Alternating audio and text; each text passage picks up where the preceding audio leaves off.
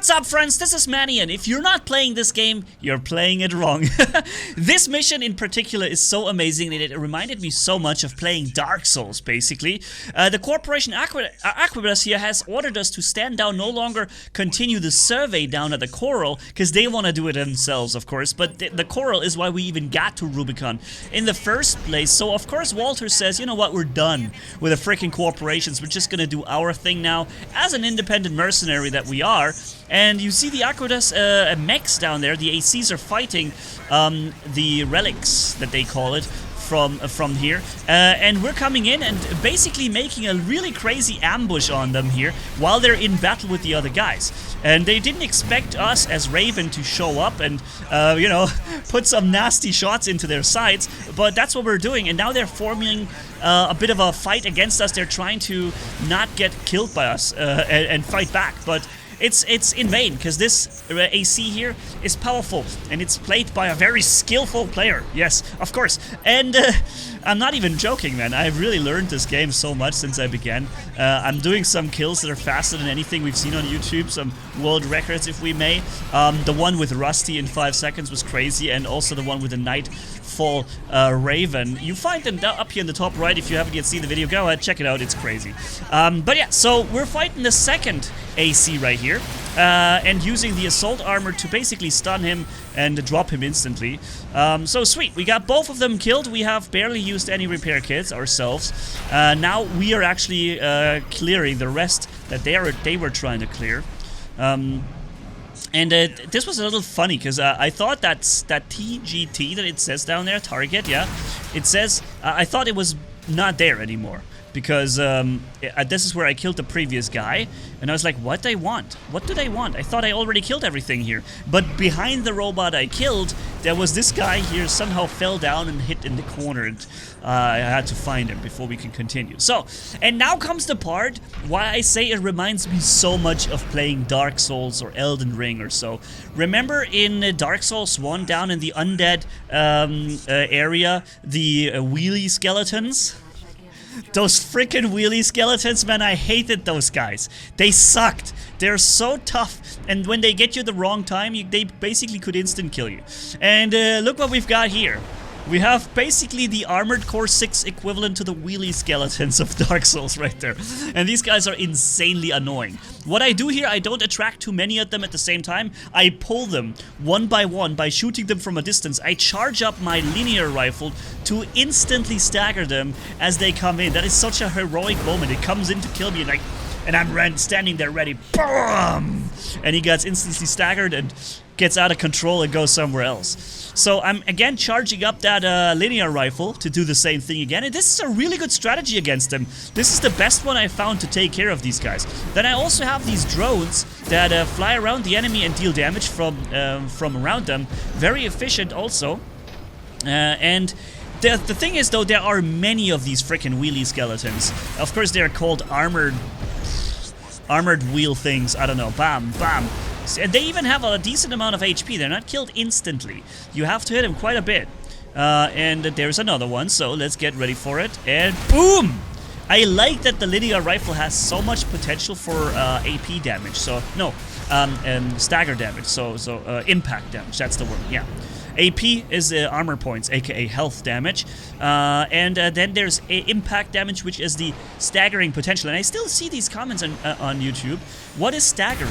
Staggering is when there's enemies has a stability rating, and this is the yellow bar over him. And if you get enough damage in, they will be you basically break their stability and they fall and crumble. They basically get. Yeah, they are staggered for a while and can't move. They lose their mobility, they're stationary, and while they're staggered, they take double damage, more than double damage actually, which basically counts as a critical hit. Now, unfortunately, I seem to have made a mistake here. I got a whole bunch of these freaking things at me at the same time, and this is typically when you die.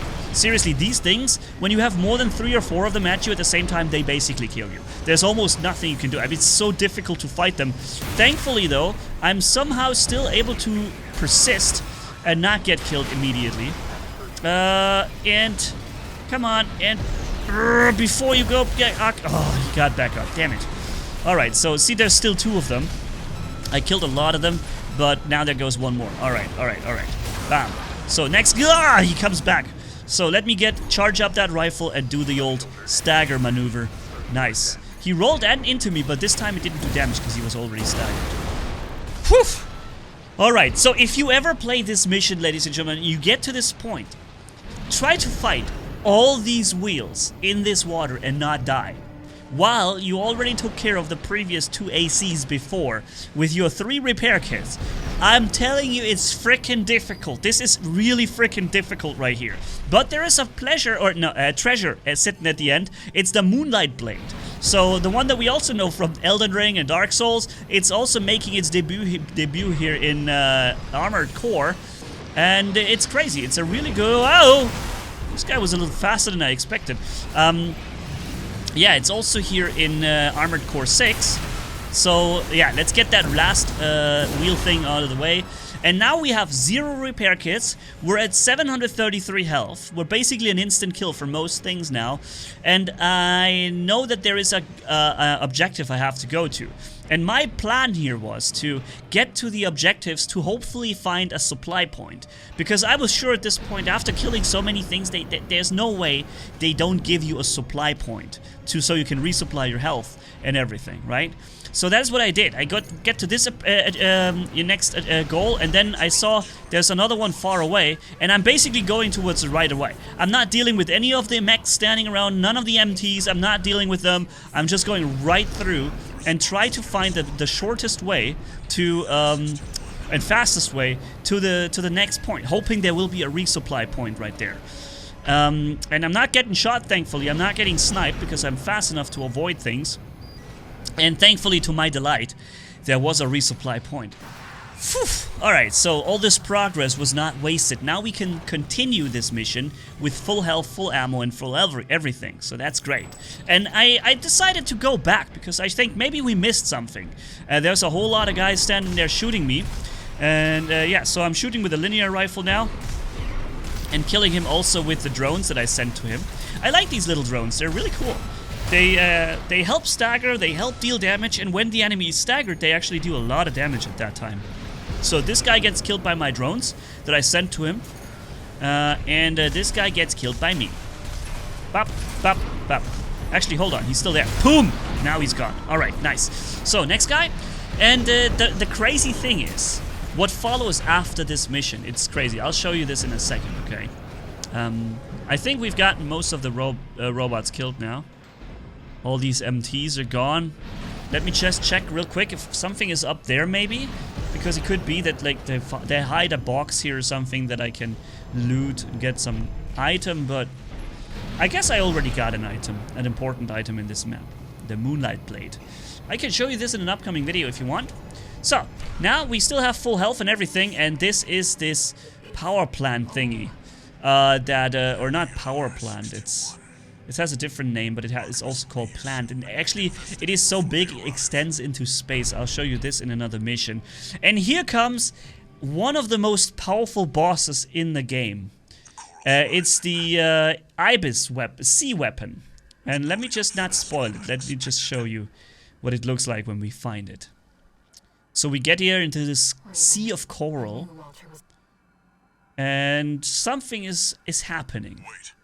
There's a little drone that notices us, and then it flies up. So it has the information of spotting us, and it goes to something up there. And it's the sea weapon that get the information from the drone, and as soon as it got it, it instantly, without a split second of delay, goes into an attack run against us. And this thing, ladies and gentlemen, is the part of the next video, okay? This we're going to fight in the next video because this is a very big struggle. This is one of the most powerful bosses. Very difficult to beat. So yeah, thank you for watching, and tell me what you think about this mission. Did this also remind you so much about Dark Souls like it did with me? Yeah, and it's just an awesome game. I really love this one. So thanks for watching. Catch you in the next video. Manni signing off. Bye-bye.